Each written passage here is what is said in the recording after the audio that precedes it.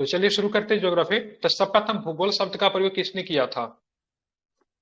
बताइए। एक मिनट। सर्वप्रथम भूगोल शब्द का प्रयोग की बात करेंगे तो इरेस्टोनीज ने किया था। किसने किया था?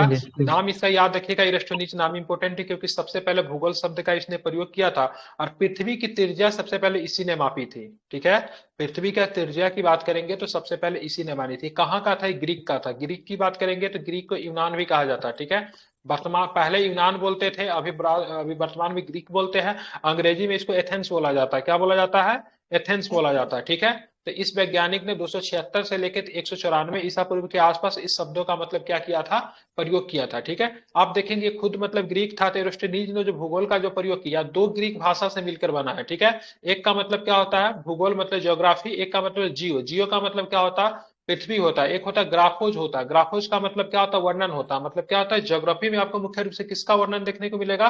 तो पृथ्वी का वर्णन देखने को मिलेगा। ठीक है, दोनों का एक साथ अगर मिला देते तो इसका अर्थ क्या हो जाता है? पृथ्वी का वर्णन करना। ठीक है, भूगोल के नामकरण एवं इस विषय को प्राथमिक स्तर पर व्यवस्थित स्वरूप प्रदान करने का श्रेय यूनान के निवासियों को ही जाता है।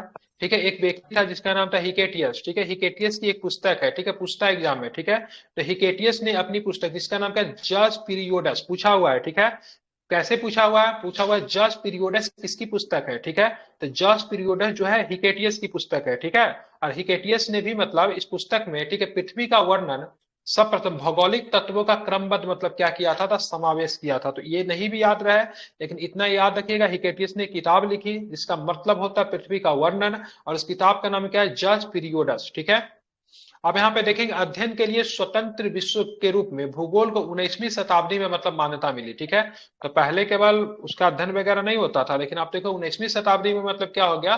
तो अध्ययन के रूप में मतलब क्या होता है? भूगोल को मतलब क्या मिला? तो मान्यता मिल गया। ठीक है, अब 20वीं शताब्दी के आरंभ में भूगोल मनुष्य और मतलब पर्यावरण के बीच पारस्परिक संबंधों के अध्ययन के रूप में, ठीक है, विकसित हुआ। इसकी विचारधाराएं निम्नलिखित है। तो शुरू में थोड़ा आपको बोर्ड लगेगा, लेकिन बाद में जाके इंटरेस्टिंग हो जाता है। शुरू में कुछ विचारधाराएं हैं। तो 20वीं शताब्दी में जाके भूगोल क्या होता है? मनुष्य और मतलब क्या होता है? पर्यावरण के बीच में एक मतलब पारस्परिक संबंधों के अध्ययन के रूप में मतलब विकसित होता है। और इसकी कुछ विचारधाराएं निकल कर आती है, जिसमें सबसे पहला विचारधारा है, ठीक है, जिसका नाम है संभववाद। ध्यान में रखिएगा, अब यहाँ पे ये नहीं पूछेगा संभववाद विचारधारा क्या, उतना डेप्थ में नहीं पूछेगा, लेकिन ये जरूर पूछ सकता है तो भूगोल की एक विचारधारा संभववाद, उसके जनक कौन है? ठीक है, ऐसे प्रश्न दरोगा में आने की संभावना होगी। बीएसएससी में नहीं पूछेगा, लेकिन दरोगा में विचारधारा पूछ रहा है। ठीक है, सोशियोलॉजी का 5 7 प्रश्न हर पेपर में आपको देखने को मिलेगा। ठीक है, तो सोशियोलॉजी भूगोल से भी एक दो क्या बोलते हैं आपसे पूछ दे, मतलब सिद्धांत वगैरह पूछ दे, या फिर कहीं से भी पूछ दे, लेकिन पूछता है। संभववाद क्या होता है? तो इसके अनुसार मनुष्य अपने पर्यावरण में परिवर्तन करने में समर्थ है तथा वो प्राकृतिक प्राकृतिक प्रदत्त अनेक संभावनाओं को अपनी इच्छा के अनुसार मतलब उपयोग कर सकता है। इस विचारधारा के समर्थक कौन है? तो इस विचारधारा का समर्थक जो है भूगोलवेत्ता। ठीक है, जो भूगोल को समझते हैं या फिर रिसर्च के को भूगोलवेत्ता कहेंगे। जैसे इतिहास को समझने वाला क्या इतिहासकार कहते हैं ना, उसी तरह भूगोलवेत्ता शब्द है। ठीक है, ये किसने दिया था? बाइडल, डीला, ब्लास और फैब्रे ने दिया था। तो संभववाद के जनक कौन है? तो क्या बताएंगे? वाइडल डीला बाइडल, डीला, ब्लास और फैब्रे। ठीक है, ध्यान में इसके नाम रखिएगा। तो संभववाद के जनक कौन है? तो बाइडल, डीला, ब्लास और फैब्रे। ठीक है, दूसरा जो थ्योरी जो है उस थ्योरी को क्या बोलेंगे? निश्चयवाद। क्या बोलेंगे उस थ्योरी को? तो दूसरा थ्योरी का नाम क्या है? निश्चयवाद। ठीक है, इसमें क्या होता है? तो देखेंगे निश्चयवाद, इसके अनुसार मनुष्य के सारे काम पर्यावरण द्वारा निर्धारित होते हैं। ठीक है, तो निश्चयवाद थ्योरी क्या कहता है? मनुष्य का सारा काम जो होता है सो पर्यावरण के द्वारा ही मतलब निर्धारित होता है। अतः मनुष्य को स्वेच्छा पूर्वक कुछ करने की स्वतंत्रता कम है। मतलब मनुष्य जो है स्वेच्छा पूर्वक मतलब अपने मन से मतलब बहुत कम ही काम मतलब कर सकता है। ठीक है, इस विचारधारा का सफर ऊपर समर्थक की बात करेंगे तो भूगोल वेत्ता ये रीटर और रेटजल, इसका नाम भूगोल में बहुत पूछा जाता है। ठीक है, तो रीटर और रेटजल जो है सब भूगोल में निश्चयवाद के जनक है। कौन कौन है? जिस तरह बाइडल, डीला, ब्लास और फैब्रे की बात करेंगे संभववाद का जनक है, उसी तरह से आपको ध्यान में रखेंगे रीटर और रेटजल की बात करेंगे तो निश्चयवाद के जनक है। किसके जनक है? तो निश्चयवाद के जनक है। ठीक है, ध्यान में। लेकिन अभी हाल फिलहाल में देखेंगे, एक बात कहते एलन सेम्पुल और हटिंगटन को भी मतलब क्या बोला जाता है? निश्चयवाद का जनक बोला जाता है, क्योंकि नवीन निश्चयवाद आपको देखने को मिला है। ठीक है, उसके बाद हम बात करें भूगोल की कुछ परिभाषाएं होती है। ठीक है, अगर पूछेगा भूगोल क्या है, जैसे इतिहास में हम क्या करते हैं, अतीत का अध्ययन करते हैं, उसी तरह भूगोल का भी कुछ डिफिनेशन होता है। भूगोल का डिफिनेशन क्या हो सकता है, उसको जरा समझने की कोशिश करते हैं। ठीक है, तो देखिएगा भूगोल एक ऐसा स्वतंत्र विषय है जिसका उद्देश्य लोगों को विश्व, आकाशीय पिंडों, स्थल, महासागर, जीव जंतु, वनस्पति, फलों तथा भू धरातल के क्षेत्रों में देखी जाने वाली प्रत्येक अन्य वस्तु का ज्ञान प्राप्त करना है। ये डिफिनेशन भूगोल का किसने दिया था, तो एस्टेर्बो ने दिया था। ठीक है, एस्टेर्बो ने भूगोल का व्यापक मतलब क्या किया था, तो व्यापक इन्होंने मतलब क्या किया था, डिफिनेशन दिया था। ठीक है, भूगोल पृथ्वी की झलक और स्वर्ग में देखने वाला, ठीक है, अभामय विज्ञान है। ठीक है, भूगोल की बात करेंगे, पृथ्वी की झलक को स्वर्ग में देखने वाला, ठीक है, अभामय विज्ञान जो किसने बोला था, तो कैलेडियम और टॉलमी ने कहा था। किसने कहा था, तो कैलिडियम टॉलमी ने कहा था। ये नहीं पूछता लेकिन ये वाला डिफिनेशन पूछ देता है। तो मतलब किसने कहा था, भूगोल एक ऐसा स्वतंत्र विषय है जिसका उद्देश्य लोगों को विश्व, आकाशीय पिंड, स्थल, महासागरों, जीव जंतु, वनस्पति, फूलों तथा भू धरातल का अध्ययन करना। तो एस्टर्बो का मतलब ये डिफिनेशन दिया हुआ था। ठीक है, एक और भी डिफिनेशन है, भूगोल वह विज्ञान है जिसमें क्या बात, जिसमें पृथ्वी को स्वतंत्र ग्रह के रूप में मान्यता देते हुए इसके समस्त लक्षणों, घटनाओं एवं उसके अंतर संबंध का अध्ययन किया जाता है। ये कार्ल एडिटर का डिफिनेशन है। ठीक है, अंतिम डिफिनेशन जो किसने दिया था, भूगोल में पृथ्वी के उस भाग का अध्ययन किया जाता है जो मानव के रहने का स्थान है। ठीक है, तो आर्थर होम्स, ठीक है, मानव का रहने का स्थान है। रहने का मतलब कहाँ रहेंगे, घर में रहेंगे। ठीक है, तो जैसे रहने वाला लगेगा उसमें होम्स लगा दीजिएगा। ठीक है, कहाँ रहेंगे, होम में रहेंगे। ठीक है, तो मतलब भूगोल में पृथ्वी के उस भाग का अध्ययन किया जाए जो मानव के रहने का स्थान है, तो इसको मतलब आर्थर होम्स ने दिया था। लेकिन ये डिफिनेशन जो है सटीक नहीं बैठता है, क्योंकि मानव कहाँ पे रहेगा, पृथ्वी रहेगा, पृथ्वी में बहुत, पृथ्वी पे रहेगा तो केवल भूगोल में पृथ्वी का अध्ययन ही थोड़ी ना करते हैं, ब्रह्मांड के विभिन्न तथ्यों का भी अध्ययन करते हैं। तो आर्थर होम्स का डिफिनेशन क्या है, सटीक नहीं है। भूगोल का जो एकदम व्यवस्थित मतलब व्याख्या जो दिया जिसमें सब कुछ शामिल हो जाता है, वो एस्टर्बो का ही डिफिनेशन है। आप लोग भी पढ़ेंगे तो समझ में आ जाएगा कि एस्टर्बो का डिफिनेशन की बात करेंगे तो कितना व्यापक है। आप चलेंगे आगे। ठीक है, आप देखेंगे ब्रह्मांड के बारे में। ठीक है, तो भूगोल का बेसिक चीज था, कुछ कुछ प्रश्न पूछता है, मैंने आपको बता दिया।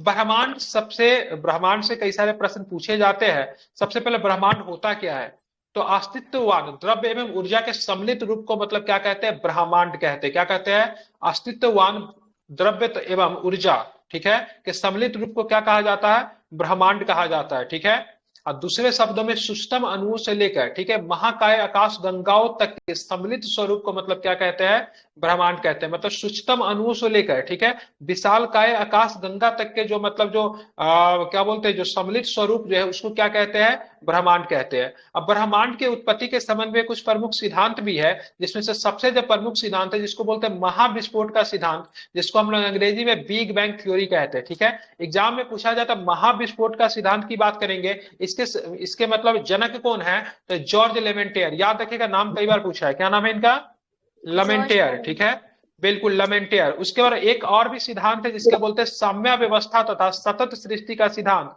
या फिर इसको बोलते हैं स्थिर अवस्था का सिद्धांत, स्थिर अवस्था के संकल्पना।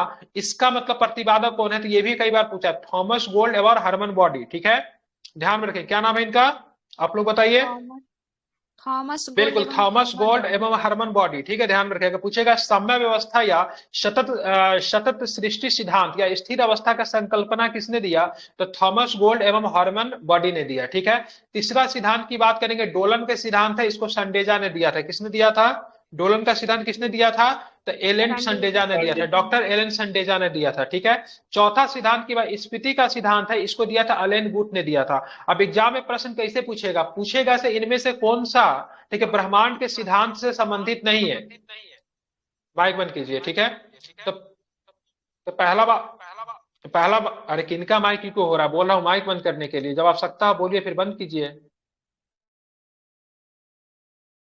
ठीक है, तो अगर मैं आपसे पूछे इनमें से कौन सा सिद्धांत, ठीक है, ब्रह्मांड से संबंधित है, ऑप्शन सुनिएगा, महाविस्फोट का सिद्धांत, साम्य व्यवस्था का सिद्धांत, डोलन का सिद्धांत, स्पीति का सिद्धांत, या फिर इनमें से सभी, क्या बताएंगे, सभी। सभी बिल्कुल, होगा। क्या है, सभी सही है। ठीक है, ध्यान में रखेंगे। अब महाविस्फोट का सिद्धांत किसने दिया था, साम्य व्यवस्था की लेवेंटियर। सतत सृष्टि का सिद्धांत किसने दिया था, गोल्ड और हार्मन बॉडी, गोल्ड और हार्मन बॉडी। गोल्ड में हार्मन बॉडी ने। डोलन का सिद्धांत किसने दिया था ब्रह्मांड के संदर्भ में? Doctor Elon Fernandez. स्पीटी का सिद्धांत किसने दिया था? अलेन गथ। बिल्कुल, अलेन गुथ ने दिया था। ठीक है, ध्यान में रखेंगे। ठीक है, ये चारों थ्योरी कई बार एग्जाम में पूछा गया है। बीपीएससी में क्या पूछा जाता है, इनमें से कौन सा सिद्धांत जो है ब्रह्मांड के, ठीक है, ब्रह्मांड के विकास से संबंधित नहीं है। ठीक है, ये सभी के सभी सिद्धांत जो है ब्रह्मांड के विकास से, मतलब ब्रह्मांड के उत्पत्ति से संबंधित है। ठीक है, अब हम चलेंगे, अब इसको थोड़ा सा देख लेते हैं दिक्कत से। जो सबसे थ्योरी ब्रह्मांड के उत्पत्ति के संदर्भ में, वो कौन सा थ्योरी है? Big bang. ब्रह्मांड के उत्पत्ति के संदर्भ में सबसे लोकप्रिय थ्योरी कौन सी है? तो बिग बैंग थ्योरी है। ठीक है, ध्यान में रखेंगे। अब देखेंगे ब्रह्मांड की उत्पत्ति के संबंध में महाविस्फोट सिद्धांत, बिग बैंग थ्योरी सर्वाधिक मान्य सिद्धांत है। इसका प्रतिपादन बेल्जियम के खगोलय एवं पादरी, ठीक है, जॉर्ज लेमेंटियर ने किया था। ठीक है, ध्यान में रखेंगे। तो ये जो था, इस सिद्धांत के जो प्रतिपादक करने वाले लोग जो थे, जिनका नाम क्या था? जॉर्ज लेमेंटियर था। इन्होंने इस सिद्धांत का मतलब क्या किया? प्रतिपादन किया। या खुद भी, मतलब अगर पूछ देगा जॉर्ज लेमेंटियर कौन थे, तो भूगोलवेत्ता तो थे, लेकिन अगर भूगोलवेत्ता अगर ऑप्शन में नहीं रहेगा तो क्या लगाएंगे? पादरी थे। कहाँ के पादरी थे? तो बेल्जियम के पादरी थे। कहाँ के पादरी थे? ध्यान में रखेंगे, बेल्जियम के पादरी थे। कहाँ के थे? तो बेल्जियम के पादरी थे। ये आपको ध्यान में रखना है। ठीक है, ध्यान में रखेंगे। उसके बाद बात करेंगे महाविस्फोटक सिद्धांत के अनुसार क्या होता है। ठीक है, महाविस्फोटक सिद्धांत के अनुसार अगर बात करेंगे तो क्या होता है, ध्यान में रखेंगे। आरंभ में वह सभी पदार्थ जिससे ब्रह्मांड बना है अति छोटे गोलक, ठीक है, मतलब एकाकी परमाणु के रूप में एक स्थान पर स्थिर था, जिनका आयतन अत्यधिक सूक्ष्म और तापमान क्या था? घनत्व जो था अनंत था। मतलब शुरू में ब्रह्मांड बनने से पहले, ठीक है, ब्रह्मांड बनने से पहले सभी पदार्थ जिनमें ब्रह्मांड बना है अति छोटे गोलक, ठीक है, एकाकी परमाणु के रूप में एक ही स्थान पर स्थित था, जिनका आयतन अत्यधिक सूक्ष्म, मतलब अत्यधिक सूक्ष्म तथा तापमान क्या था? अत्यंत, मतलब क्या था? तापमान की बात करेंगे, तथा घनत्व जो था अनंत था। ठीक है, अब यहाँ पे देखिए अत्यधिक, दूसरा स्थिति इसमें क्या होता है, तो दूसरा स्थिति देखेंगे, अत्यधिक संकेंद्रण के कारण बिंदु तथा आकस्मिक विस्फोट हुआ, जिसे महाविस्फोटक ब्रह्मांडीय विस्फोट या फिर बिग बैंग कहते हैं। ठीक है, ध्यान में रखेंगे। इस अचानक विस्फोट से पदार्थों का बिखराव हुआ, जिससे सामान्य पदार्थ मतलब निर्मित हुए। ठीक है, इसमें क्या हुआ? अचानक जो बिखराव जो हुआ, इससे मतलब क्या होता है? विस्फोट होता है। ठीक है, इससे मतलब क्या होता है? कुछ पदार्थ मतलब बनते हैं। ठीक है, ध्यान में रखेंगे। इसके अलगाव के कारण काले पदार्थ बने, जिससे समूहन से अनेक ब्रह्मांडीय पिंडों का मतलब सृजन हुआ। वैज्ञानिकों का विश्वास है कि महाविस्फोट की घटना आज से लगभग कितना वर्ष पूर्व हुआ? तो 13.7 वर्ष पूर्व हुआ। ठीक है, कितने वर्ष पूर्व हुआ? तो ब्रह्मांड का जो ये जो घटना जो है 13.7 अरब वर्ष पहले, मतलब महाविस्फोट की घटना, मतलब बिग बैंग की घटना जो है, तो आज से 13.7 वर्ष पहले हुआ। ठीक है, ध्यान में रखेंगे। अब यहाँ पे देखिए, जैसा ही महाविस्फोट होता है, क्या होता है? जैसा ही महाविस्फोट होता है, ठीक है, सौर मंडल का निर्माण लगभग, ठीक है, 4.6 अरब वर्ष पहले हुआ। ठीक है, तो महाविस्फोटों के पश्चात क्या होता है? सौर मंडल का मतलब क्या होता है? निर्माण होता है। ठीक है, ध्यान में रखेंगे, सौर मंडल का निर्माण होता है। एक मिनट रुकिएगा।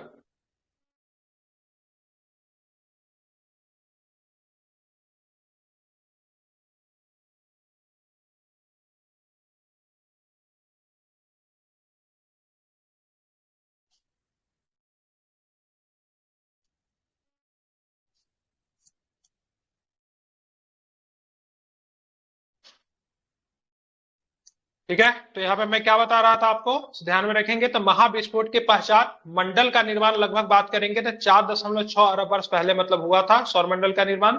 ठीक है, जिनमें ग्रहों तथा उपग्रहों का निर्माण हुआ। ठीक है, सौर मंडल का निर्माण होता है तो उसी से मतलब क्या होता है? ग्रहों तथा उपग्रहों का मतलब क्या होता है? निर्माण होता है। इस प्रकार बिग बैंग परिघटना से ब्रह्मांड की उत्पत्ति हुई। ठीक है, ब्रह्मांड की उत्पत्ति कैसे हुई? तो बिग बैंग की परिघटना से ही मतलब क्या होता है? ब्रह्मांड की उत्पत्ति हुई, और तभी से उनमें निरंतर विस्तार जारी है। ठीक है, और आप बोलेंगे से क्या ये क्या ब्रह्मांड बढ़ना रुक गया? नहीं रुका है। ठीक है, ब्रह्मांड में अभी भी मतलब क्या हो रहा है? विकास मतलब क्या हो रहा है? हो ही रहा है, मतलब ब्रह्मांड क्या हो रहा है? आपका बढ़ ही रहा है। ठीक है, ध्यान में रखेंगे।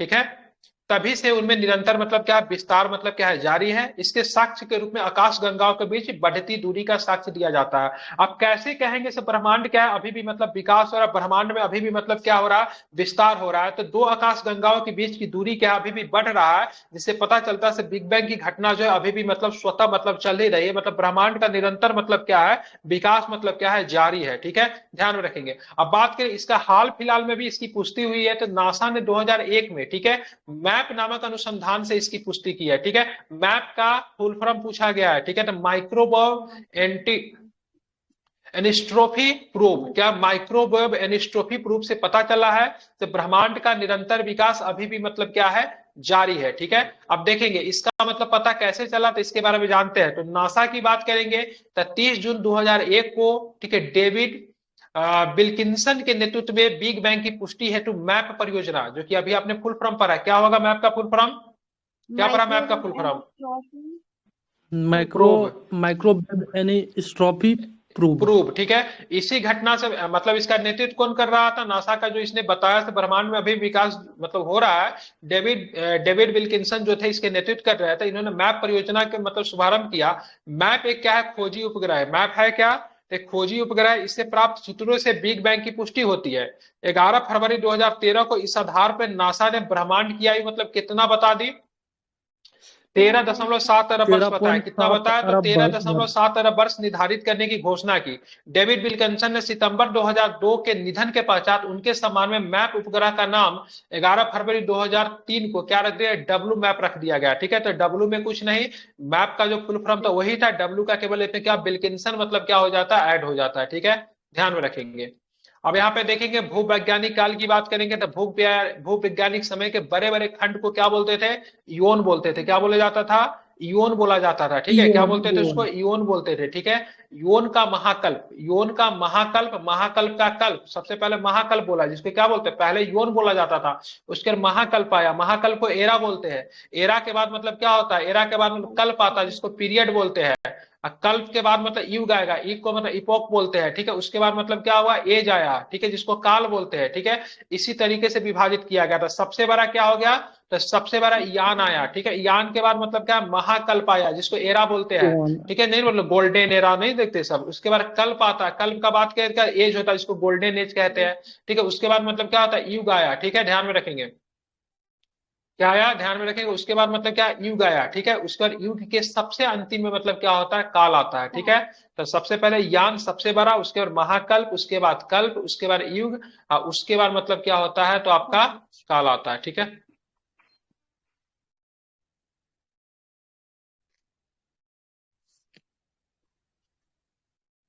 यहाँ पे हम लोगों ने पढ़ लिया। अब हम लोगों को कहाँ पे पढ़ना है, यहीं से कंटिन्यू करना है ना।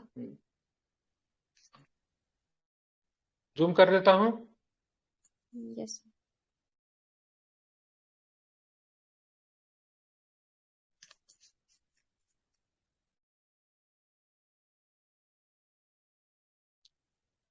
थोड़ा सा, चलिए ठीक है। तब यहाँ पे आप देख रहे थे, क्या देख रहे थे हम लोग, ठीक है, ब्रह्मांड के निरंतर विस्तारण। ठीक है, ब्रह्मांड का क्या हो रहा है, निरंतर विस्तारण है, कि साक्ष्य जुटाने में एडविन हब्बल का योगदान उल्लेखनीय है। ठीक है, तो ब्रह्मांड का निरंतर विस्तारण हो रहा है, इसका साक्ष्य जुटाने में एडविन हब्बल का क्या है, योगदान जो है उल्लेखनीय है। ब्रह्मांड के निरंतर विस्तारण के साक्ष्य के रूप में अंतरिक्ष में सूक्ष्म तरंगों की उपस्थिति का पता चलना, अंतरिक्ष में रेड सी परिघटना का अवलोकन तथा आधुनिक अध्ययनों में, ठीक है, सुपरनोवा का अंतरिक्ष में विस्फोट होना भी ब्रह्मांड के विस्तार के साक्ष्य के रूप में जाना जाता है। तो एक तो पहले सबसे पहले मैप से पता चला, जो कि खोजी उपग्रह था, जिससे पता चला से ब्रह्मांड का विकास हो रहा है। दूसरा रीजन ये था, तो दो मतलब क्या, आकाश गंगाओं के बीच की दूरी बढ़ रही, इससे भी पता चलता है ब्रह्मांड का विकास हो रहा है। और तीसरा रीजन जो बताया इसने, से तीसरा रीजन की बात एडविन हब्बल ने ब्रह्मांड के विकास का साक्ष्य जुटाया, और उन्होंने बोला ब्रह्मांड के निरंतर विस्तारण के साक्ष्य के रूप में अंतरिक्ष में सूक्ष्म तरंगों की उपस्थिति का पता चलना, साथ में अंतरिक्ष में रेड सी परिघटना का अवलोकन तथा आधुनिक अध्ययनों में सुपरनोवा, ठीक है, सुपरनोवा का अंतरिक्ष में विस्फोट हो जाना, ये सारे के सारे कारण जो है जिससे पता चलता है ब्रह्मांड का मतलब क्या है, विस्तार मतलब क्या हो रहा है, हो रहा है। ठीक है, आप चलेंगे ब्रह्मांड के रहस्यों को जानने के लिए, ठीक है। ब्रह्मांड के रहस्यों को जानने के लिए 30 मार्च 2010 को European centre of nuclear research, इसको CERN बोलते हैं, इसका भी फुल फॉर्म याद रख लीजिए। CERN का फुल फॉर्म क्या होगा? European centre for nuclear research, ठीक है। क्या होता है? European centre for nuclear research, CERN का फुल फॉर्म होता है। इसने क्या किया? तो इसने मतलब जिनेवा में पृथ्वी सतह से, ठीक है, इसने जिनेवा में पृथ्वी की सतह से 50 से 175 मीटर नीचे, ठीक है, 50 से 175 नीचे अप्रोक्स 50 से 175 मीटर नीचे 27.300 किलोमीटर लंबे सुरंग में, ठीक है, लार्ज हेरेडन कोलाइजर, जिसको क्या बोलते हैं? LHC बोला जाता है। LHC का फुल फॉर्म क्या होता है? लार्ज हेरेडन कोलाइजर नामक महाप्रयोग सफलतापूर्वक किया। किसने किया प्रयोग? CERN ने किया। किसने किया? तो CERN ने एक प्रयोग किया जो कि मतलब पृथ्वी से 175 मीटर नीचे था, जो कि मतलब सुरंग में इस प्रयोग किया गया, जो कि सुरंग की लंबाई की बात करेंगे तो 27.36 किलोमीटर थी, ठीक है। अब इसमें मतलब क्या हुआ? तो इसमें देखेंगे इस प्रयोग में उसने क्या किया, तो देखेंगे इसमें प्रोटॉन बीमों को लगभग प्रकाश की गति से टकराया गया तथा हिग्स बोसान के निर्माण का प्रयास किया गया, ठीक है। ध्यान में माना जाता है कि गॉड पार्टिकल्स के नाम से जाना जाने वाला यह हिग्स बोसान में ही ब्रह्मांड के रहस्य छिपे हुए, ठीक है। तो हिग्स बोसान को किस नाम से जाना जाता है? तो गॉड पार्टिकल्स के नाम से जाना जाता है। बहुत बार एग्जाम में पूछा गया, ठीक है। और गॉड पार्टिकल्स का संबंध या फिर हिग्स बोसान का संबंध किससे? ब्रह्मांड से है, क्योंकि अनुमान लगाया जाता है इसमें मतलब क्या, ब्रह्मांड के मतलब क्या है, रहस्य जो है आपके छिपे हुए, ठीक है, क्योंकि यह सबसे बेसिक यूनिट माना जाता है, ठीक है। CERN ने 4 जुलाई 2012 को हिग्स बोसान से मिलता जुलता सब एटॉमिक पार्टिकल्स खोज करने में सफलता हासिल की। इसे ब्रह्मांड के रहस्यों के जानने में मतलब क्या होगा? मदद मिलेगा, ठीक है। अब यहाँ पे देखेंगे ब्रह्मांड के अध्ययन को क्या बोलते हैं? स्टडी ऑफ यूनिवर्स क्या कहेंगे? कॉस्मोलॉजी। ब्रह्मांड के अध्ययन को क्या बोलते हैं? बिल्कुल ठीक है, क्या बोलते हैं? कोस्मोलॉजी कहते हैं। क्या कहते हैं ब्रह्मांड के अध्ययन को? ध्यान में रखेंगे, कोस्मोलॉजी कहते हैं, ठीक है। याद रखेंगे ब्रह्मांड के अध्ययन को क्या कहते हैं? कोस्मोलॉजी कहेंगे, ठीक है। तो ब्रिटिश वैज्ञानिक जो था हिग्स ने 1964 में कोस्मोलॉजी को समझने हेतु गॉड पार्टिकल्स परमाणविक अवधारणा को पेश किया था, ठीक है। तो ये हिग्स ने किया था, ठीक है, इसलिए गॉड पार्टिकल्स को हिग्स बोसान के नाम से भी जानते हैं, ठीक है, क्योंकि इसमें ब्रह्मांड के मतलब क्या है, रहस्य छिपे हुए, ठीक है, जो भारतीय वैज्ञानिक सत्येंद्र नाथ बोस के बोसन थ्योरी पे क्या थी? आधारित थी। तो इसका नाम क्या था? हिग्स था, ठीक है। और भारत का जो वैज्ञानिक जो थे सत्येंद्र नाथ बोस जी, उनका बोसन थ्योरी पर आधारित है गॉड पार्टिकल्स का थ्योरी, इसलिए दोनों को मिलाकर मतलब क्या, कौन सा थ्योरी बनाया गया? तो हिग्स का थ्योरी या इधर बोसन थ्योरी, दोनों को मिलकर हिग्स बोसान बनाया गया। इसी को गॉड पार्टिकल्स के नाम से मतलब क्या होता है? जानते हैं, ठीक है। ध्यान रखिए ये कब किया गया था ये प्रयोग, ठीक है, कोस्मोलॉजी को समझने के लिए 1964 में किया गया, ठीक है। आप चलते बेसिक क्वेश्चन जो पूछता है, यहाँ पे तो हम लोग पूछ ले, यहाँ से कुछ कुछ प्रश्न आते हैं। तो सबसे ज्यादा प्रश्न पूछा जा रहा है ब्रह्मांड का व्यास कितना है? तो 10 के पावर 8 प्रकाश वर्ष, ये से रट लीजिए, पूछा जाएगा कभी कभी। तो ब्रह्मांड का व्यास की बात करेंगे तो 10 के पावर 8 क्या है? प्रकाश वर्ष है, ठीक है, ध्यान रखेंगे। ब्रह्मांड में अनुमानतः बात करेंगे तो कितने अरब मंदाकिनी है? मंदाकिनी जिसको गैलेक्सी कहते हैं, तो 100 अरब मंदाकिनी है, ठीक है। अब प्रत्येक मंदाकिनी में बात करेंगे, प्रत्येक मंदाकिनी में क्या? 100 अरब तारे हैं, ठीक है। कितने हैं पूरे मंदाकिनी? एक बात के पूरे ब्रह्मांड में लगभग 100 अरब मंदाकिनी है, और 100 अरब मंदाकिनी में बात करेंगे कितने तारे हैं? तो लगभग एक एक मंदाकिनी में बात करेंगे 100 अरब तारे हैं, ठीक है। अब यहाँ पे बोलेंगे मंदाकिनी क्या होता है? तो मंदाकिनी क्या होता है? तारों का समूह होता है, ठीक है। क्या होता है? तारों का समूह होता है, ठीक है। हम लोग भी एक मंदाकिनी के पार्ट है, ठीक है।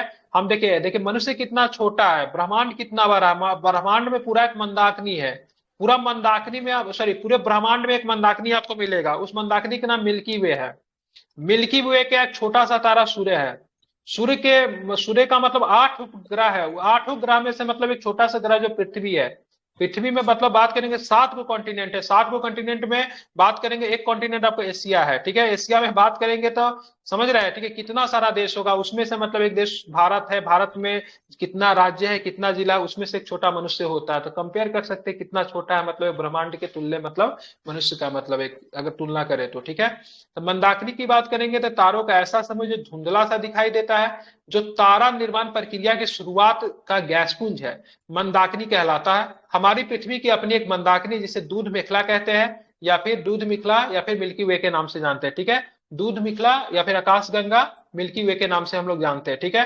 बात करेंगे अब तक जो ज्ञात जो मंदाकिनी जो है उनकी आकृति कैसे रही है, अब तक जो मंदाकिनी जो ज्ञात जो हुआ है सर्पिला। उसकी आकृति की बात करेंगे सर्पिलाकार रही, ज्यादातर आकृति की बात करेंगे, ज्यादातर मंदाकिनी का कार जो है सर्पिलाकार है। हालांकि मंदाकिनी का बहुत सारा का गोलाकार भी है, सर्पिलाकार भी है, कुछ कुछ का ऐसा आकृति है जो कि कोई शेप ही नहीं बनता है, ठीक है। तो मंदाकिनी का कोई फिक्स आकृति तो नहीं होता है, लेकिन ज्यादातर मंदाकिनी की बात करेंगे आकृति कैसे रही, सर्पिलाकार रही है, ठीक है। और हमारे भी आकृति, हमारा मिल्की वे का आकृति कैसा, कई बार एग्जाम में पूछा है, ठीक है। तो हमारा मिल्की वे का आकृति की बात करेंगे कैसा, तो सर्पिलाकार ही है, ठीक है, ध्यान में रखेंगे। और इस मंदाकिनी को सबसे पहले मतलब किसने देखा, गैलीलियो ने देखा था, ठीक है। बात करेंगे हमारी मंदाकिनी का नाम क्या, आकाश गंगा है, या फिर हम लोग मिल्की वे कहते हैं, ठीक है। हमारे मंदाकिनी का सबसे पड़ोसी मंदाकिनी कौन है, क्या बताएंगे, एंड्रोमेडा। एंड्रोमेडा, जिसको देवयानी के नाम से जानते हैं, ठीक है। किस नाम से जानते हैं, तो हमारी मंदाकिनी का सबसे नजदीकी मंदाकिनी की बात करेंगे तो देवयानी है, जिसको एंड्रोमेडा के नाम से हम लोग जानते हैं, ठीक है। अब यहाँ पे देखें नवीनतम ज्ञात मंदाकिनी, ये भी कई बार एग्जाम में पूछा है, तो नवीनतम ज्ञात मंदाकिनी के नाम की बात ड्वार्फ मंदाकिनी है, ठीक है। ये सबसे नवीनतम ज्ञात मंदाकिनी है, ठीक है, ध्यान में रखेंगे। तो यहाँ पे आपको मंदाकिनी समझ में आ गया, से मंदाकिनी क्या था, अगर कोई पूछेगा मंदाकिनी तो क्या बोलेंगे, तो सबसे बोलिएगा भाई साहब देखिए ब्रह्मांड में बहुत सारा मंदाकिनी है।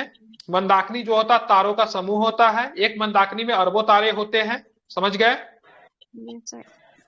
बिल्कुल। चलिए, और हमारा मंदाकिनी का बात करेंगे तो मिल्की वे है, मिल्की वे का सबसे मतलब भाग की बात करेंगे तो सर्पिलाकार है। मिल्की वे का सबसे नजदीकी मंदाकिनी की बात करेंगे तो देवयानी है, ठीक है।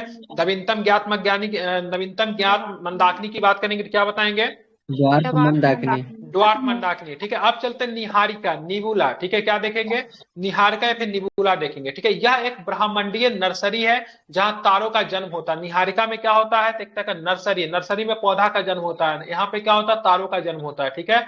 अब देखेंगे निहारिका में धूल और गैसों का बादल होता है। सभी तारों का जन्म निहारिका के रूप में होता है, ठीक है, ध्यान रखिए, सभी तारों का जन्म किस रूप में होता है, निहारिका के रूप में। निहारिका के रूप में होता है, ठीक है। सिर्फ कुछ दुर्लभ अवसरों को छोड़कर जिसमें न्यूट्रॉन तारे एक श्याम विवर बनाते हैं, ठीक है, ध्यान में। न्यूट्रॉन स्टार से इस बार बीपीएससी ने भी प्रश्न पूछा था, ठीक है। वैसे भी न्यूटन तारे और श्याम विवर में मृत तारे माने जाते हैं, ठीक है। तो न्यूटन तारे और श्याम विवर मृत तारे माने जाते हैं, ठीक है, ये आपको ध्यान में रखें। बाकी सारे तारे का निर्माण जो होता है वो एक निहारिका के रूप में ही होता है, ठीक है। यहाँ पाए जाने वाले गैसों में हाइड्रोजन गैस, हीलियम गैस व अन्य आयनीकृत प्लाज्मा गैसें होती है, ठीक है। आप चलेंगे निहारिका दो अलग अलग कारणों से बनती है। निहारिका कैसे बनती है, तो दो अलग अलग कारणों से बनती है निहारिका, ध्यान में रखेंगे। तो दो अलग अलग कारणों से मतलब क्या होता है, निहारिका बनती है। पहला ब्रह्मांड की उत्पत्ति और दूसरा किसी विस्फोट तारे से बने सुपरनोवा से, ठीक है। तो दो तरीके से निहारिका बनती है। निहारिका दो अलग अलग कारणों से बनती है। पहला ब्रह्मांड की उत्पत्ति, जिसमें मतलब हमारा क्या बोलते हैं, हमारा मंदाकिनी का भी निर्माण हुआ है, ब्रह्मांड का ही निर्माण हुआ है, और सौर मंडल का ही निर्माण हुआ है। और दूसरा किसी विस्फोट तारे से बने सुपरनोवा से। ब्रह्मांड के जन्म के बाद परमाणुओं का जन्म हुआ, इन परमाणुओं से धूल और गैस के बादलों का मतलब क्या होता है, निर्माण हुआ है, ठीक है। सुपरनोवा से जो पदार्थ उत्सर्जित होता है इससे भी मतलब निहारिका का जन्म होता है। इसके उदाहरण है बेल और कर्क, ध्यान में रखेंगे। इसका एग्जाम्पल क्या है, तो ठीक है, सुपरनोवा से जो पदार्थ उत्सर्जित होता है उससे भी मतलब क्या होता है, निहारिका का मतलब जन्म होता है, ठीक है। इसके उदाहरण है बेल और कर्क, ठीक है। निहारिका की उत्पत्ति की बात करेंगे, निहारिका की उत्पत्ति ब्रह्मांड के जन्म और सुपरनोवा के मिश्रण से भी हो सकता है, ठीक है। तो निहारिका की उत्पत्ति की बात करेंगे, ब्रह्मांड के जन्म और सुपरनोवा के मिश्रण से भी मतलब क्या हो सकता है, निहारिका को नेबुला के नाम से जानते हैं। यह एक ब्रह्मांडीय नर्सरी है जहां तारों का जन्म होता है। प्रत्येक तारा की बात करेंगे तो उसका जन्म मतलब क्या होता है, निहारिका के रूप में होता है। एक दो को छोड़ दे, जैसे बात न्यूट्रॉन स्टार को छोड़ देते हैं। और अब बात करेंगे तो श्याम बीवर को छोड़ देते हैं, ठीक है, जिसको ब्लैक होल कहते हैं, ठीक है। श्याम बीवर क्या कहा जाता है उसको, उसी को ना सर ब्लैक होल कहते हैं, इंग्लिश में क्या बोलते हैं इसको, शायद वही बोलते हैं, ठीक है, ध्यान में रखेंगे।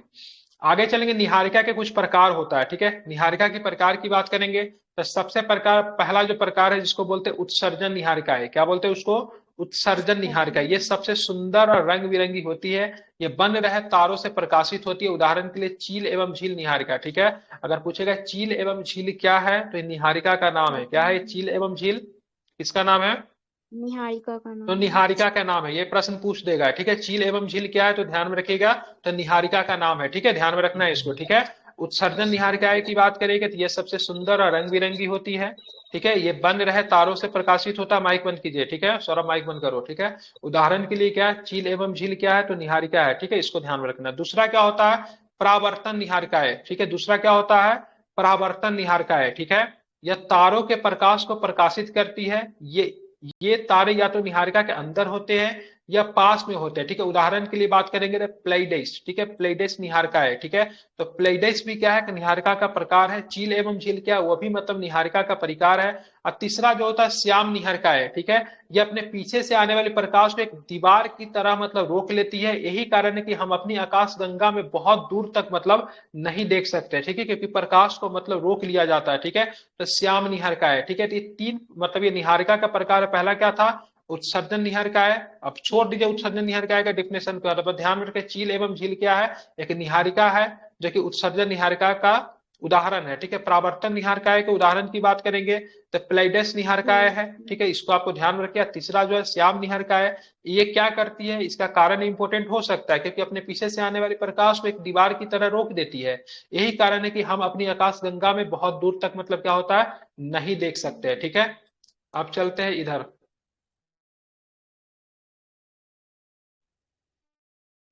चौथा नंबर में क्या था, ग्रहीय निहारिका। इसका निर्माण उस वक्त होता है जब एक सामान्य तारा एक लाल दानव तारे में बदलकर अपनी बाहरी तहों से उत्सर्जित कर देता है। इसकी वजह से इसका आकार मतलब क्या होता है, गोल होता है, ठीक है। तो ग्रहीय निहारिका का आकार कैसा होता है, तो गोलाकार होता है। इतना आपको ध्यान में रखना है। और सबसे आखिरी की बात करेंगे, सॉरी आखिरी की बात, ओरियन नेबुला हमारी आकाश गंगा में सबसे शीतल और चमकीले तारों का समूह। ये बहुत इंपॉर्टेंट है। हमारे आकाश गंगा की बात करेंगे, ठीक है, तो हमारी आकाश गंगा में सबसे शीतल और चमकीले तारों का समूह जो है, ठीक है, उसको क्या बोलते हैं, ओरियन नेबुला कहते हैं, ठीक है। तारों के बारे में विस्तृत जानकारी के लिए भौतिक का अध्याय ब्रह्मांड हम लोग को पढ़ना होगा, ठीक है। हम लोग देखेंगे भौतिक अध्याय जो है ब्रह्मांड जो है उसको हम लोग देख लेंगे, समझ में आ जाएगा। तारा के बारे में बहुत अच्छा से दिखाया हुआ है, ठीक है।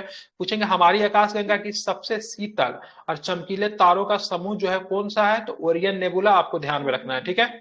अब हम चलेंगे सीधे सौर मंडल में चलेंगे, ठीक है। तो सौर मंडल तो आप लोग जानते हैं, सौर मंडल का मुखिया कौन होता है, सिंपल क्वेश्चन है, बताइए। सूर्य। बिल्कुल ठीक है। सौर मंडल के मुखिया की बात करेंगे तो क्या हो जाएगा, सूर्य होगा, ठीक है। ध्यान में रखेंगे, ठीक है। अब यहाँ पे देखेंगे सूर्य के, ठीक है, बात करेंगे सूर्य के चारों ओर चक्कर कौन लगाता है, तो सूर्य के चारों ओर चक्कर लगाने वाले विभिन्न ग्रह, ठीक है। केवल सूर्य के चारों ओर चक्कर केवल ग्रह ही नहीं लगाते हैं, ठीक है। क्षुद्र ग्रह भी लगाते हैं, धूमकेतु भी लगाते हैं, उल्का भी लगाते हैं, अन्य आकाशीय पिंड भी, ठीक है, ध्यान में रखेंगे, इस सूर्य के चारों ओर चक्कर लगाते हैं, ठीक है। इन सभी को मिलाकर मतलब सौर मंडल बनता है। तो अगर पूछेगा सौर मंडल में कौन कौन होता है, तो सूर्य तो होते ही है क्योंकि मुखिया ही है, सबका गार्जियन वही है। उसके बाद ग्रह होता है, उसके बाद क्षुद्र ग्रह होता है, उसके बाद धूमकेतु होता है, उसके बाद उल्का होता है, उसके बाद आकाशीय पिंड होता है। ये सभी क्या करते हैं, सूर्य के चारों ओर घूमते रहते हैं, ठीक है, ध्यान में रखेंगे। और इन्हीं सभी को मिलाकर मतलब क्या बनता है, तो सौर मंडल बनता है, ठीक है। सौर मंडल में सूर्य का प्रभुत्व की बात करेंगे ना, तो क्योंकि सौर मंडल निकाय के द्रव्य के 99.999% क्या है, द्रव्य जो है सूर्य के रूप में है। मतलब समझिए पूरा सौर मंडल में 99.999% जो है क्या है, केवल मतलब सूर्य ही है, ठीक है। सौर मंडल में समस्त ऊर्जा का स्रोत कौन है, ठीक है। तो सौर मंडल में सारे ऊर्जा का स्रोत जो होगा किसके पास होगा, तो सूर्य के पास ही होगा, ठीक है। एक प्रश्न यहाँ पे नया जो दिया है, ठीक है, ये प्रश्न नया जो रहा है इसमें, प्लेनेमस सौर मंडल से बाहर बिल्कुल एक जैसे दिखने वाले जुड़वा पिंडों का समूह है, ठीक है। तब प्लेनेमस की बात करेंगे तो सौर मंडल से बाहर बिल्कुल एक जैसे दिखने वाला जुड़वा पिंडों का समूह जो है उसको क्या बोलते हैं, प्लेनेमस कहते हैं, ठीक है। जब हम सौर मंडल पढ़ेंगे तो सौर मंडल में सबसे इंपॉर्टेंट जो होगा सूर्य होगा। और सूर्य जो होता है इसको सूर्य की बोलेंगे ऊर्जा का स्रोत होता है, प्रत्यक्ष या फिर अप्रत्यक्ष रूप से, ठीक है। पृथ्वी पे ऊर्जा का स्रोत कौन है, तो ध्यान में रखेंगे सूर्य ही है, ठीक है। इसीलिए सूर्य को सौरमंडल का क्या कहा जाता है, प्रधान कहा जाता है, ठीक है। ये हमारी मंदाकिनी, ठीक है, हमारी मंदाकिनी की बात करें, हमारी मंदाकिनी का नाम क्या है, दूध मेखला है, ठीक है। दूध मेखला हमारी मंदाकिनी का नाम है, ठीक है। हमारी मंदाकिनी से लगभग कितने प्रकाश वर्ष की दूरी पे एक कोने पे स्थित है सूर्य, तो क्या बताएंगे, 25 करोड़। बिल्कुल ठीक है, 25 करोड़ नहीं, पृथ्वी से दूरी नहीं पूछ रहा हूँ, ठीक है। 30,000 प्रकाश वर्ष की, ठीक है, 30,000 स्क्रीन देखो, ठीक है, 30,000 प्रकाश वर्ष की दूरी पर एक कोने पे क्या है स्थित है, कौन है, सूर्य आपको, ठीक है।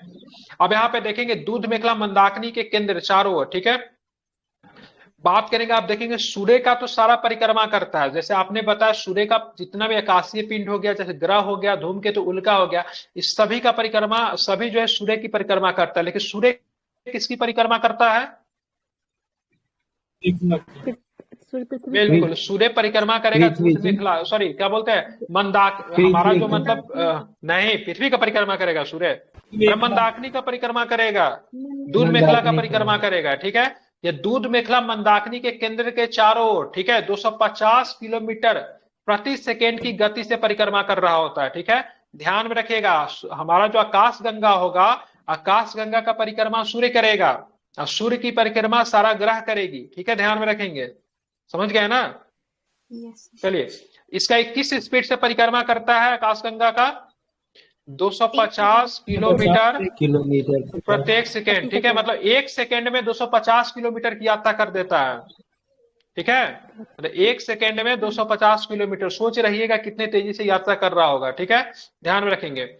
इसका परिक्रमण काल दूध मेखला केंद्र के चारों ओर एक बार में घूमने में लगा 25 करोड़ मिलियन वर्ष, लेकिन फिर भी इतना स्पीड से करता है, फिर भी इसका एक परिक्रमण काल जो हो जाता है, कितना हो जाता है? 25 करोड़ वर्ष हो जाता है। मतलब इतना तेजी में घूमने के बाद भी एक दूध मेखला, ठीक है, एक दूध मेखला का सॉरी हमारे मंदाकिनी का परिक्रमा करने में, ठीक है, इनको समय कितना लग जाता है? तो 25 करोड़ वर्ष लग जाता है। ठीक है, अगर ऑप्शन में 25 करोड़ न रहे तो 250 मिलियन कहेंगे। ठीक है, 10 मिलियन में 1 करोड़ होता है, कितना होता है? 10 मिलियन में क्या होता है? 1 करोड़ होता है। ठीक है, इसको कितना लग जाएगा? 25 करोड़ है तो 25 गुने 10 कर दीजिए, 250 मिलियन वर्ष लग जाएगा। ठीक है, ध्यान में रखेंगे। और इसी ये 250 मिलियन वर्ष को या फिर 25 करोड़ वर्ष को क्या बोलते हैं? एक परिक्रमा जो पूरा कर लेता है, सूर्य जो एक परिक्रमा पूरा कर लेता है, उसको क्या कहा जाता है? ब्रह्मांड वर्ष। बिल्कुल, क्या बोलते हैं उसको? ब्रह्मांड वर्ष कहते हैं या फिर कॉस्मोस्फीयर कहते हैं। ठीक है, ध्यान में, एक मंदाकिनी का सूर्य जो होता है पूरा चक्कर लगा लेता है। ठीक है, उसको एक ब्रह्मांड वर्ष कहते हैं या फिर कॉस्मोस्फीयर कहते हैं। अगर एग्जाम में प्रश्न पूछा जाएगा एक कॉस्मोस्फीयर कितने वर्ष का होता है, तो क्या बताएंगे? 25 करोड़ 250। बिल्कुल बिल्कुल, 250 मिलियन वर्ष या फिर 25 करोड़ वर्ष का मतलब क्या होता है? एक मतलब कॉस्मोस्फीयर होता है। ठीक है, ध्यान में रखेंगे। अब यहाँ पे सूर्य अपने अक्ष पर कैसे घूमता है? पूरब से पश्चिम घूमता है। ठीक है, तो सूर्य अपने अर्श पे मतलब कैसे घूमता है? पूरब से पश्चिम की ओर घूमता है। ठीक है, ध्यान में रखेंगे। अब पृथ्वी अपने अर्श पे कैसे घूमता है? पश्चिम से पूर्व। पश्चिम से पूर्व घूमता है। ठीक है, इसीलिए आप देखेगा पृथ्वी पे मतलब जो होगा, सूर्योदय जो होगा किस दिशा में होगा?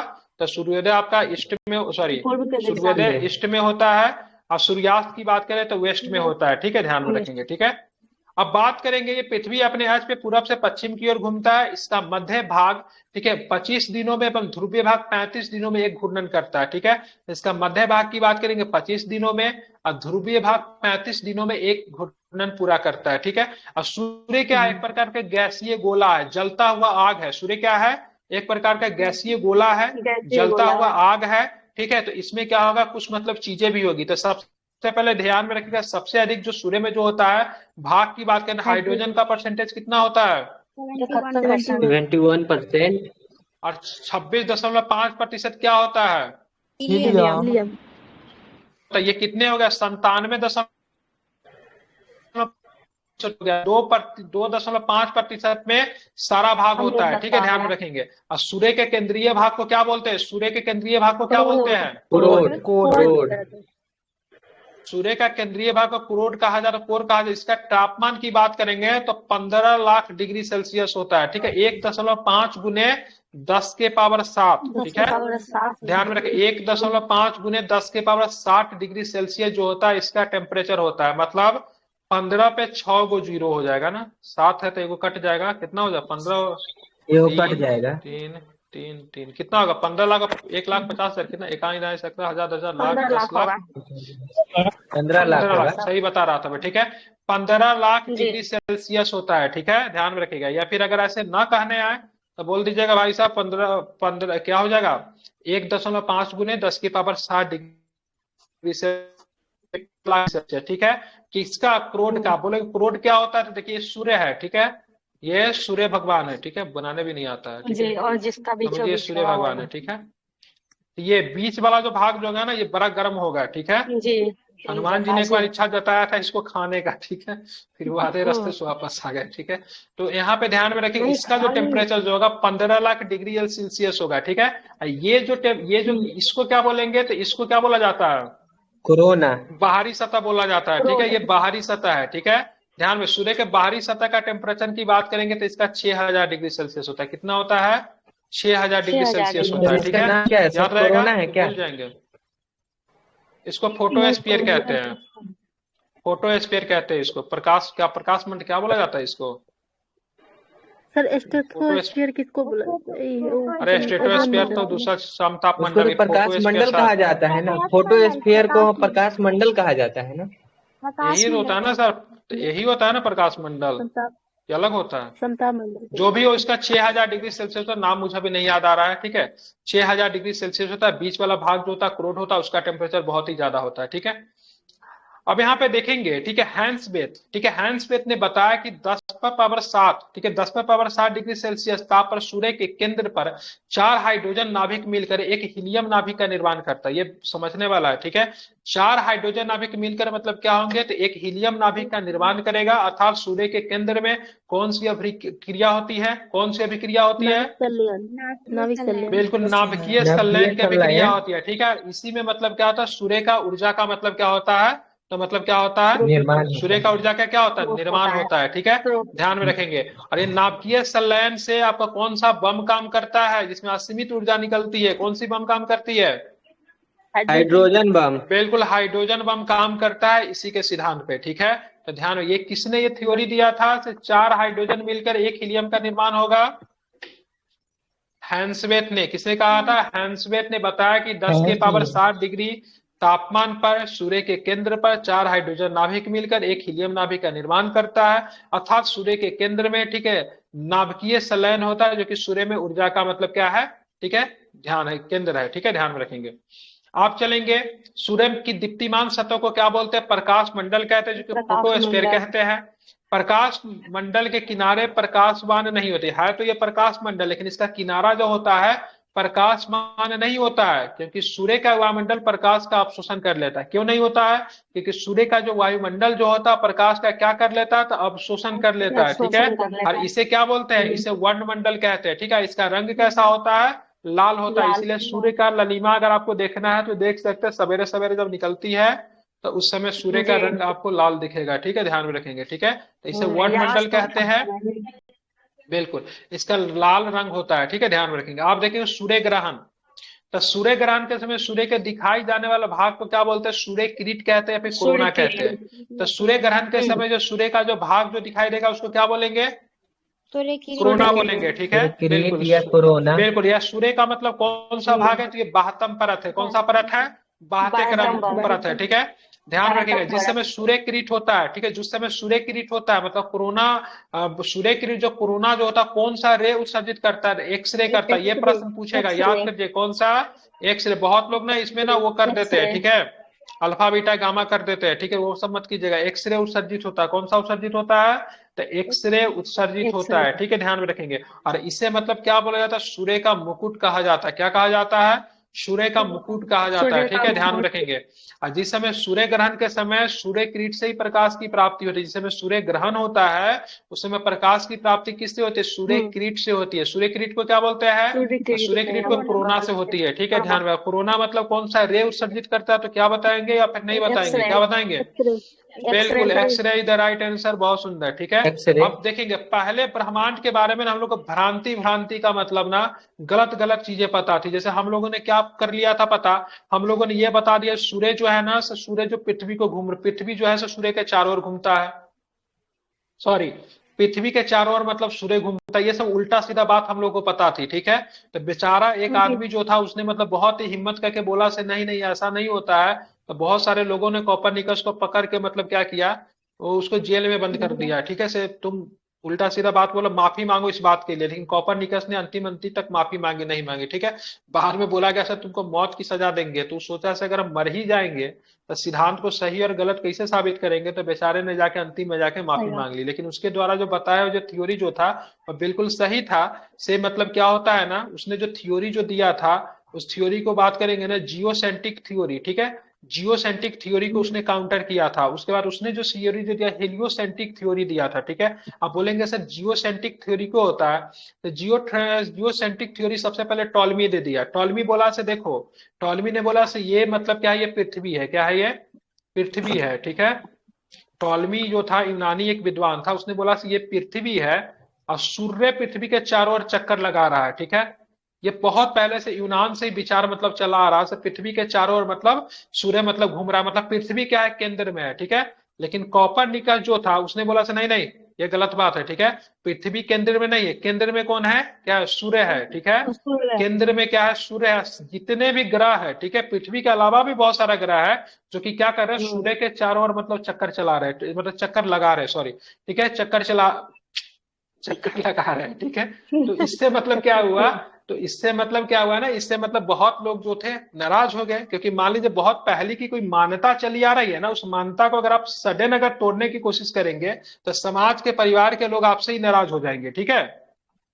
जैसे कि हमारे समाज में बहुत सारी व्यवस्था पहले से चली आ रही है, जैसे कि इसे बहुत लोग बोलेंगे सूर्य ग्रहण के दिन सवेरे सवेरे नहा लेना चाहिए, ठीक है। गलती से आप बोल दीजिएगा तो सूर्य ग्रहण के दिन सवेरे सवेरे क्यों नहाना चाहिए, सूर्य ग्रहण तक वैज्ञानिक कारण है, तो घर वाला क्या बोलेगा, से विशेष दिमाग मत लगाओ, आज से नहीं, पूर्वजों के समय से हम लोग मानते हुए आ रहे, इस सिलसिला को बंद नहीं कर सकते, ठीक है। तो ये टॉलमी ने जो सिद्धांत जो दिया, जिसमें टॉलमी ने बताया से सूर्य क्या केंद्र में, सूर्य केंद्र में नहीं, पृथ्वी केंद्र में, तो इस थ्योरी को कौन सा केंद्र, वो इसको बोला जाता है जियोसेंट्रिक बोला जाता है, क्या बोला जाता है, जियोसेंट्रिक बोला जाता है, ठीक है। तो इसी को अभी हम लोग देखेंगे। ब्रह्मांड में सूर्य को संपूर्ण ब्रह्मांड का केंद्र माना जाता था। प्रारंभ में पृथ्वी को संपूर्ण ब्रह्मांड का मतलब क्या माना जाता है, केंद्र माना जाता था, जिसकी परिकल्पना सभी आकाशीय पिंडों विभिन्न कक्षाओं में करते थे, ठीक है। इसे भू केंद्रीय सिद्धांत या फिर जियोसेंट्रिक थ्योरी कहते थे। तो जियोसेंट्रिक थ्योरी में मतलब क्या था, पृथ्वी जो था ब्रह्मांड का केंद्र था।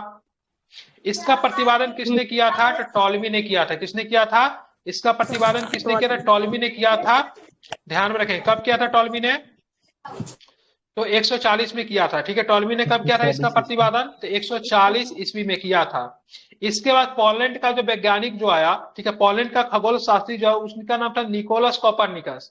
तो निकोलस कोपरनिकस ने बताया से नहीं, ये बात गलत है, इसने ये दर्शा से सूर्य ब्रह्मांड के केंद्र में है, न कि मतलब पृथ्वी है, ठीक है। और सूर्य का परिक्रमा सभी ग्रह करते हैं इंक्लूडिंग पृथ्वी, न कि मतलब क्या सूर्य परिक्रमा करता है पृथ्वी का, ठीक है। इस अतः सूर्य विश्व का मतलब ब्रह्मांड का केंद्र बन गया, ठीक है। इससे मतलब क्या, सूर्य केंद्रीय सिद्धांत बोलते हैं इसको, हेलियोसेंट्रिक थ्योरी बोलते हैं। केंद्र में कौन है, सूर्य है, ठीक है। 16वीं शताब्दी में फिर टाइको ब्रे के सहायता से, ठीक है, जोहानसन कैप्लर ने ग्रहीय कक्षाओं के नियमों की खोज की, परंतु इसमें भी सूर्य को ब्रह्मांड का केंद्र माना गया। बाद में इसने जो थ्योरी जो दिया था, क्या नाम था इसका, कोपरनिकस ने थ्योरी दिया था। इसके थ्योरी पे मतलब मोहर लगाने के काम किसने किया, तो इसके थ्योरी पे मोहर लगाने के काम केपलर ने किया। किसने किया, तो केपलर ने इसकी थ्योरी को मतलब क्या किया, मोहर लगाने का मतलब काम किया, ठीक है। ध्यान में इसको रखेंगे, ठीक है। 20वीं शताब्दी के आरंभ में हमारी मंदाकिनी दूध मेखला की तस्वीर स्पष्ट हुई। सूर्य के इस मंदाकिनी के एक सिरे पे अवस्थित पाया गया। इस प्रकार सूर्य को ब्रह्मांड के केंद्र को होने का गौरव जो था पूरी तरीके से क्या हो जाता है, समाप्त हो जाता है। तो सूर्य जो है ब्रह्मांड के केंद्र में नहीं है, ठीक है। इस प्रकार सूर्य को ब्रह्मांड के केंद्र को होने का गौरव जो था समाप्त हो जाता है, ठीक है। ध्यान में रखेंगे। अब केपलर ने यह सिद्ध कर दिया, सूर्य के चारों ओर प्रत्येक नक्षत्र का मार्ग जो है दीर्घवृत्ताकार है, ठीक है। मतलब दीर्घवृत्ताकार होता है ऐसे करके, ठीक है, ऐसे करके, ठीक है। ध्यान में रखेंगे। अब यहाँ पे देखिए सूर्य के बारे में हम लोग थोड़ा पढ़ लेते हैं। जी सर। हाँ, हम यहाँ पे देखेंगे सूर्य के बारे में कुछ फैक्ट है, इसके बारे में थोड़ा देखते हैं, एक मिनट।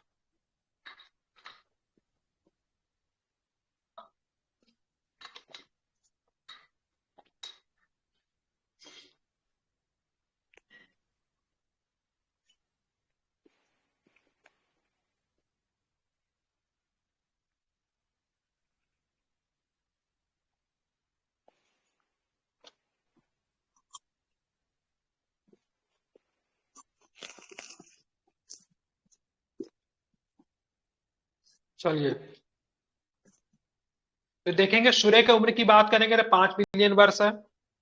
भविष्य में सूर्य द्वारा ऊर्जा देते रहने का समय है क्या, 10 के पावर 11 वर्ष है। मतलब इतना समय तक सूर्य जो है तो ऊर्जा देते रहेगा। सूर्य की प्रकाश पे पृथ्वी में लगता है 8 मिनट 16.6 सेकंड, कहीं के पे 500 सेकंड भी दिया रहता है, ठीक है। जी सर। ठीक है, ध्यान में रखेंगे, ठीक है। तो ध्यान में, सूर्य के प्रकाश को पृथ्वी पे पहुंचने में कितना लगता है, 8 मिनट 16.6 सेकंड लगता है, ठीक है। 16.6 सौर ज्वाला को उत्तरी ध्रुव पे किस नाम से जानते हैं, दक्षिणी ध्रुव पे किस नाम से जानते हैं? तो उत्तरी ध्रुव पे ऑरेरा बोरियालिस के नाम से, ऑरोरा। और दक्षिणी ध्रुव पे ऑरेरा ऑस्ट्रेलिस के नाम से, ठीक है। ऑस्ट्रेलियस। ठीक है, ध्यान में रखेंगे, ठीक है। तो उत्तरी में ऑरोरा बोरियालिस और दक्षिणी में ऑस्ट्रेलिस, ठीक है। ध्यान में इसको रखना है। सूर्य के धब्बे की बात करेंगे, चलते हुए गैसों का खोल का तापमान सूर्य के धब्बे का तापमान आसपास के तापमान से 1500 डिग्री सेल्सियस कम होता है, ठीक है। उसी को सौर कलंक कहते हैं, ठीक है। तो सूर्य का जो धब्बा जो होता है वो 22 वर्षों का होता है, इसको सौर कलंक कहते हैं। तो उसका टेम्परेचर जो होता है, ठीक है, सूर्य के तापमान का आसपास के तापमान का 1500 डिग्री सेल्सियस कम होता है। सूर्य के धब्बों का एक चक्र जो होता है 12 वर्षों का होता है। क्या होता है, 12 वर्ष में सूर्य का धब्बा बनता है, ठीक। सॉरी 22 वर्षों का, ठीक है, 22 वर्षों का। पहले 11 वर्षों में क्या होगा, यह धब्बा मतलब बढ़ता है, फिर 11 वर्षों में क्या होता है, यह धब्बा मतलब क्या होता है, घटता है, ठीक है, ध्यान में रखेंगे। जब सूर्य की सतह पे धब्बा दिखलाई पड़ता है तो उस समय पृथ्वी पे चुंबकीय झंझावट, मैग्नेटिक स्टॉर्म उत्पन्न होते हैं, और इससे मतलब बहुत अधिक दिक्कत होता है। इससे दिक्कत क्या होता है, तो इससे चुंबकीय सुई की दिशा बदल जाती है, एवं रेडियो, टेलीविजन, बिजली चलित मशीन आदि में मतलब क्या हो जाता है, गड़बड़ी उत्पन्न हो जाती है, ठीक है। तो ध्यान में रखिए, सूर्य का एक धब्बा कितने वर्षों का होता है, 22 वर्षों का। 22 वर्षों का। पहले 11 वर्षों में क्या होगा, बढ़ता है। दूसरे 11 वर्षों में क्या होगा, घटेगा, ठीक है, ध्यान में रखेंगे। अब यहाँ पे देखेंगे सूर्य का व्यास कितना किलोमीटर है, सूर्य का व्यास 13,92,000 किलोमीटर, ये भी प्रश्न पूछा है, ठीक है। जो कि पृथ्वी का व्यास से कितना गुना बड़ा है, 110। कहीं कहीं पे 109 भी दिया हुआ रहेगा, ठीक है, ध्यान में रखें, कहीं कहीं पे 109 भी, 110 न रहे तो 109 कर दीजिएगा, ठीक है।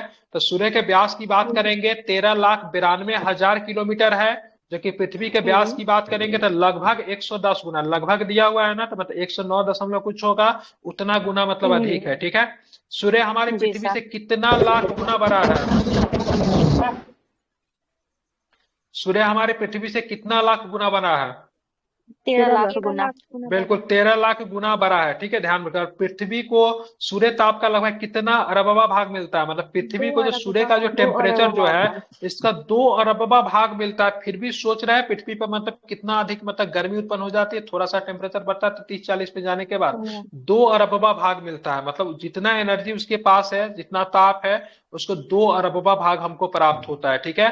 और सूर्य हमारे पृथ्वी से कितना लाख गुना बना है, तो 13 लाख गुना बड़ा है, ठीक है, ध्यान में रखेंगे, ठीक है। अब व्यास की बात करेंगे तो पृथ्वी का व्यास जो है सूर्य का व्यास जो है पृथ्वी के व्यास से 110 गुना है, ठीक है, ध्यान में रखेंगे, ज्यादा, ठीक है।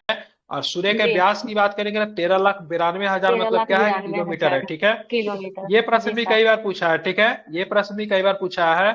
मध्य रात्रि में सूर्य का अर्थ, ठीक है, सूर्य का ध्रुवीय वृत्त में मतलब देर तक चमकना है, क्या है, ध्यान में रखेंगे। मध्य रात्रि में सूर्य का अर्थ मतलब सूर्य का ध्रुवीय वृत्त में देर तक चमकना है। अब मध्य रात्रि का सूर्य का किस क्षेत्र में आपको दिखाई देता है, यह प्रश्न पूछा गया है, किस क्षेत्र में दिखाई देता है, तो आर्कटिक क्षेत्र में मतलब क्या होता है, दिखाई देता है, ठीक है, ध्यान में रखेंगे। तो मध्य रात्रि का सूर्य मतलब किस क्षेत्र में दिखाई देता है, तो आर्कटिक क्षेत्र में दिखाई देता है, ठीक है, ध्यान में रखेंगे, ठीक है।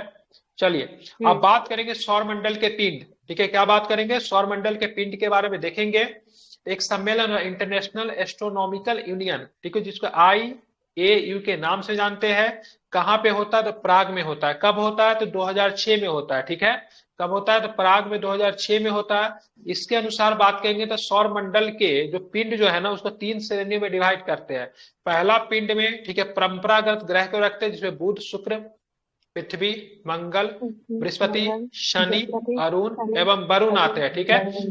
दूसरा में इन लोगों रखा बौना ग्रह। बौना ग्रह का सबका नाम याद रख ले, कई बार इससे प्रश्न पूछा है, इसमें कौन सा बौना ग्रह है। प्लूटो तो जानते ही है, चेरोन तो जानते ही है, शेरस का नाम याद रखिए, ठीक है, 2000 यूवी, ठीक है, 2003 यूवी 313 का भी नाम याद रखिए, ठीक है, ध्यान रखिएगा। तीसरा इन्होंने डाला, ठीक है, लघु सौर मंडलीय पिंड। इसमें लघु वाला में कौन आएगा, धूमकेतु, उपग्रह एवं अन्य छोटे खगोलीय पिंड जो थे इसी में आएंगे, ठीक है। अब यहाँ पे देखेंगे आपने परंपरागत ग्रह में कितने ग्रह को डाल रखे हैं, कितने ग्रह को रखा आपने इसमें? 3 को रखा, ठीक है, सॉरी 8 को रखा। कितने को रखा? 8 को रखा। अब ग्रह का डिफिनेशन क्या होता है, तो इन्होंने किसको मतलब ग्रह माना उसके बारे में जरा हमको समझने आया, ठीक है, ध्यान में रखेंगे। तो ग्रह किसको माना, तो इसके बारे में जरा हम लोग जानते हैं किसको इन लोगों ने ग्रह माना। तो देखेंगे ग्रह वो खगोलीय पिंड है जो निम्न शर्तों को पूरा करते हैं। सबसे पहला शर्त क्या था, जो सूर्य के चारों ओर परिक्रमा करते हैं। पहला कंडीशन क्या था ग्रह होने का, तो सूर्य के चारों ओर मतलब क्या करेंगे, परिक्रमा करेंगे। उनमें पर्याप्त मतलब गुरुत्वाकर्षण बल हो जिससे वो गोल स्वरूप ग्रहण कर सकेंगे। गुरुत्वाकर्षण बल होगा जिसका उसकी आकृति कैसी होगी, गोल होगा। उसके आसपास का क्षेत्र साफ हो, यानी कि उसके आसपास अन्य खगोलीय पिंडों के भीड़ भाड़ ना हो, ठीक है।